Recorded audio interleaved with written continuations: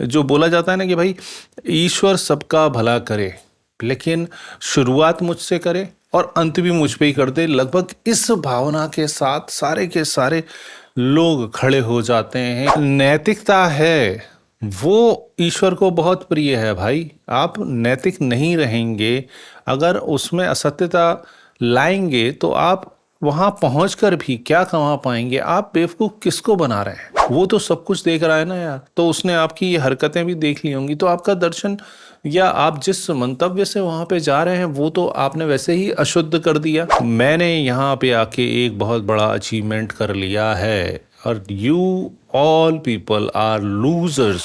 अभी एक विचित्र टाइप का माहौल चल रहा है, यकीनन महाकुंभ का पर्व चल रहा है और प्रयागराज में एक अद्भुत अद्भुत संगम हो रहा है चीज़ों का। सभी धर्म प्रेमी धर्म परायण योद्धा वहाँ पर पहुँच रहे हैं और पवित्र माँ गंगा के आंचल में स्नान कर रहे हैं और अपने मनो इच्छाओं को वहाँ पर प्रेषित कर रहे हैं और आह्वान कर रहे हैं धर्म का। उन सभी धर्म योद्धाओं को ढेरों शुभकामनाएं जो उस पवित्र धरा पे जा पा रहे हैं और इस पवित्र गंगा स्नान का उत्सव मना पा रहे हैं, उस महाकुंभ का पार्ट बन पा रहे हैं कैसे भी करके। उनको ढेरों शुभकामनाएं। जो उनका प्रारब्ध उनको इस मधुर अवसर को, इतना शुभ अवसर को प्रदत्त कर रहा है उनके जीवन में। अब इसमें विचित्र क्या है? इसमें विचित्र ये है कि सोशल मीडिया के जिस दौर में हम सभी लोग आ फंसे हैं, वहाँ पे चीज़ें इतनी ज़्यादा प्रोजेक्ट की जाती हैं।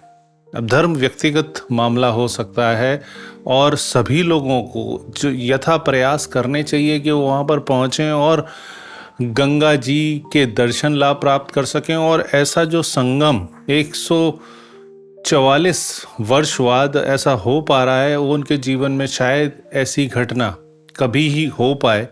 तो once in a life time एक मोमेंट है जिसको सभी लोग सेलिब्रेट कर रहे हैं। अद्भुत वहाँ पर व्यवस्थाएं हैं और सभी लोग जाकर अच्छा फीडबैक दे रहे हैं और उनको एक अद्भुत, इसे अद्भुत के अलावा अद्वितीय, अद्भुत एक वहाँ पे एम्बियंस मिल रहा है, एक अनुभूति हो रही है सभी लोगों को। ऐसा सभी लोगों के साथ हो रहा है तो कुछ ना कुछ तो बहुत ज़्यादा अनुपम, कुछ दैवीय वहाँ पर चीज़ें वहाँ पे हो रही हैं।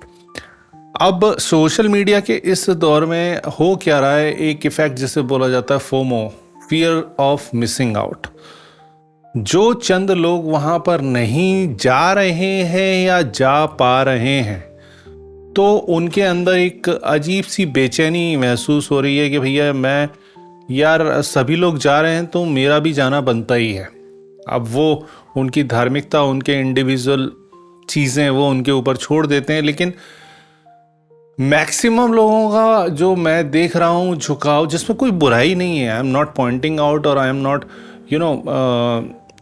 Putting finger on those fellows those who are doing so, but still what I feel कि बॉस, जिनके अंदर कोई इस चीज़ को लेकर कोई मन में कोई भावना भी नहीं है, उनको ये एक सोशल इवेंट या पब्लिसिटी स्टंट ज़्यादा लग रहा है। वहाँ पे अनाप शनाप यूट्यूबर्स हैं जो केवल धन उगाही के लिए चीज़ों को वहाँ पे परोस रहे हैं कंटिन्यूसली। मैं इंडिविजुअली कई लोगों को जानता हूँ जो वहाँ पे केवल इसलिए गए हैं कि अपना, अभी क्योंकि वो ट्रेंडिंग टॉपिक है तो उस पर कुछ भी परोसते रहें कंटिन्यूसली, क्योंकि जब इतने करोड़ लोगों की वहाँ पर उपस्थिति है और बहुत सारे साधु संत पुण्य आत्माएं केवल महाकुंभ में ही उनके दर्शन लाभ होते हैं, तो उस वजह से वो वहाँ पर हैं कि उनको इतना सारा कंटेंट मिल जाएगा, साल भर का लगभग कंटेंट उनके पास मिल जाएगा और वो उस चीज़ को भुना पाएंगे, मॉनेटरी बेनिफिट्स उसके ले पाएंगे। उनको लेश मात्र भी उनके पीछे इंटेंट नहीं है कि उस चीज़ को वो समझें, उस अनुभूति को लोगों के साथ शेयर करें। रादर उसे बहुत ज़्यादा मिर्च मसाला लगा के और लोगों को परोसने का उनका काम चल रहा है। और ऐसे चंद लोगों को तो मैं जैसे इंडिविजुअली जानता हूँ, वैसे बहुत बहुत सारे लोगों को मुझसे मेरी बातचीत हुई जो केवल इसलिए अपना मन मसोस रहे हैं कि भैया मैं नहीं जा पा रहा हूँ यार, वहाँ पे फलां चला गया, ठिकाना चला गया और मैं नहीं जा पा रहा हूँ। वो फोमो इफेक्ट से इतने ज़्यादा अपराध बोध युक्त हो गए हैं कि उनके अंदर एक गिल्ट पनप रही है धीरे धीरे कि भाई मैं क्यों नहीं जा पा रहा हूँ यार, कुंभ में मुझे भी जाना चाहिए, केवल इसलिए कि मैं फिसड्डी साबित हो जाऊंगा, मैं छूटा हुआ साबित हो जाऊंगा और मैंने ये अपॉर्चुनिटी मिस कर दी तो I will be treated as uncommon fellow. ये एक होड़ मच गई है। इस चीज में मैं विचित्रता देख रहा हूं कि ये एक विचित्र प्रकार की एक मानसिकता लोगों में डेवलप हो रही है। बॉस, मतलब यू आर मोस्ट वेलकम। आप अगर वहाँ जाते हैं तो आपका प्रारब्ध है, आपके पुण्य कर्म हैं जो फलित हो रहे हैं, जहाँ पे आप दर्शन लाभ प्राप्त कर पा रहे हैं और इस पुण्य आयोजन का हिस्सा बन पा रहे हैं। लेकिन वो जो नहीं जा पा रहे हैं या जाने की उनकी इच्छा नहीं है, तो भाई वो क्यों क्यों इतना मतलब अपने आप को विवश समझ रहे हैं। एक विचित्र बात आजकल के युग में चालू हो गई है। पहला इतना ज़्यादा नहीं होता था, इन जो सोशल मीडिया जब तक नहीं था, क्योंकि आजकल लोगों को भावना से ज़्यादा इम्पोर्टेंट लगता है उस चीज़ को पब्लिसाइज करना, उस चीज़ को अपने स्टेटस पे डालना, अपने सोशल मीडिया अकाउंट्स पे भर देना उन चीज़ों को और लोगों को ये बताना, लोगों को जलाना बेसिकली कि देखो मैंने तो ये कर लिया ना, अब देखो यार मैं विशेष हूँ और मैंने ये सारी युक्ति लगाई और मैंने ये सारा पुण्य कमा लिया है।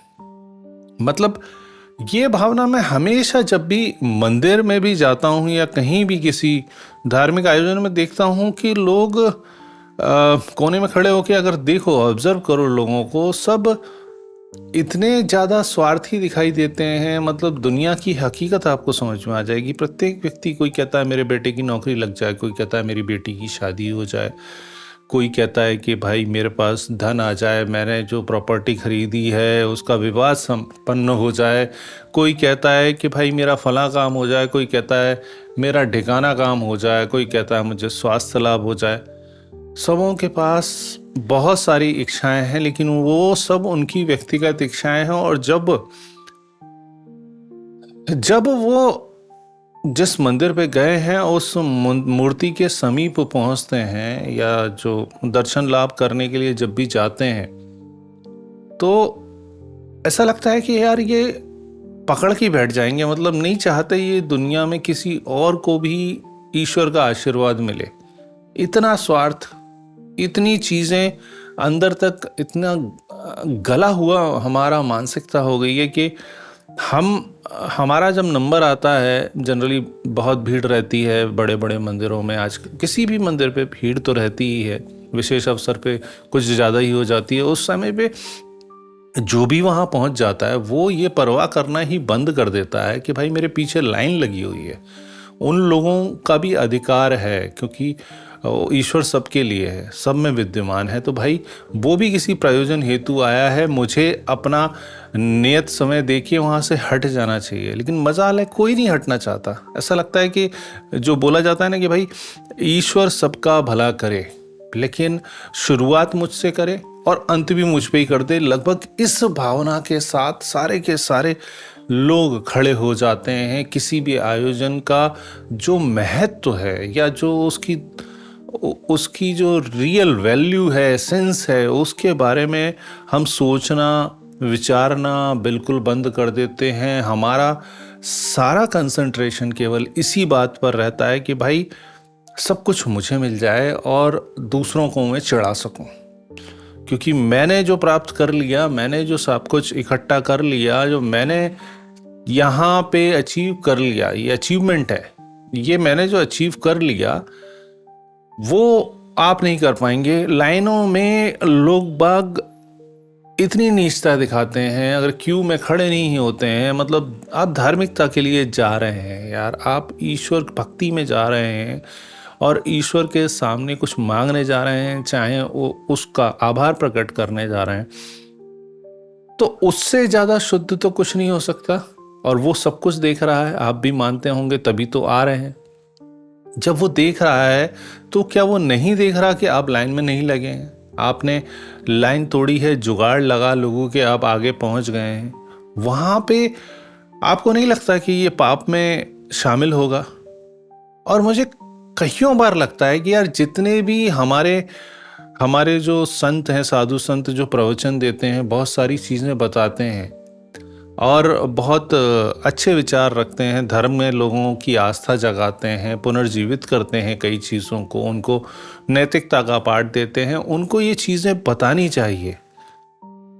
उस मंच से उनको लोगों के बीच में बताना चाहिए कि भाई जो नैतिकता है वो ईश्वर को बहुत प्रिय है। भाई आप नैतिक नहीं रहेंगे, अगर उसमें असत्यता लाएंगे तो आप वहां पहुंचकर भी क्या कमा पाएंगे? आप बेवकूफ किसको बना रहे हैं? कईयों बार मैंने देखा है किलोमीटर की लाइन लगी रहती है और लोग, जो मैक्सिमम लोग लाइन में लगे रहते हैं, लेकिन चंद लोग पूरा माहौल खराब कर देते हैं और दूसरे लोगों की भक्ति को दूषित करते हैं। चीटिंग करना उनकी आदत में है और वहाँ पे भी चीटिंग करके वो आगे पहुँचने का प्रयास करते रहते हैं, जिसकी वजह से दूसरों को कष्ट होता है और आगे पहुँचकर वो बाकी लोगों का पूरा समय खाने का प्रयास करते हैं। मतलब अगर ऐसा आप किसी एग्ज़ाम के लिए कर रहे हैं, ट्रेन पकड़ने के लिए कर रहे हैं या बाकी किसी चीज़ के लिए कर रहे हैं जहाँ पर समय अवधि नियमित है, हर चीज़ का टाइम है, पंक्चुअलिटी निर्धारित है, तो वहाँ पर तो चीज़ें समझ में आती हैं कि भैया फियर ऑफ मिसिंग आउट आपको होना चाहिए।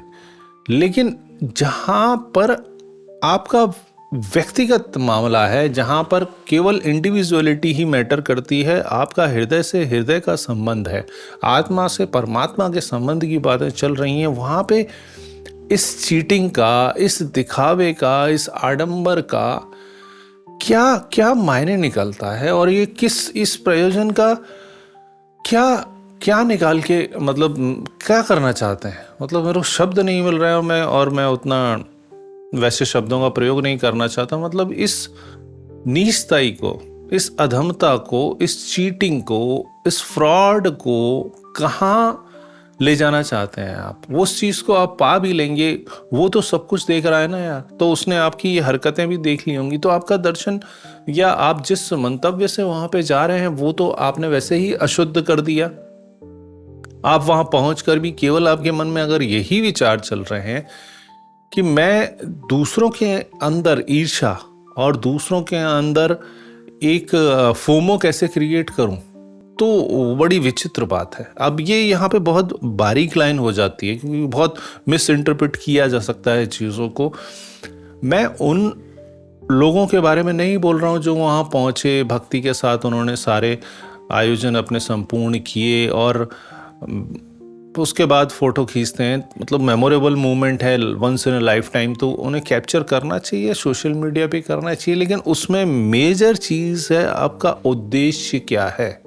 अगर लेश मात्र भी आपका उद्देश्य केवल ये है कि दुनिया को मैं मतलब इवन अपनी ब्रांडिंग करूं और दुनिया को मैं केवल ये दिखाऊं कि मैंने यहाँ पे आके एक बहुत बड़ा अचीवमेंट कर लिया है और you all people are losers,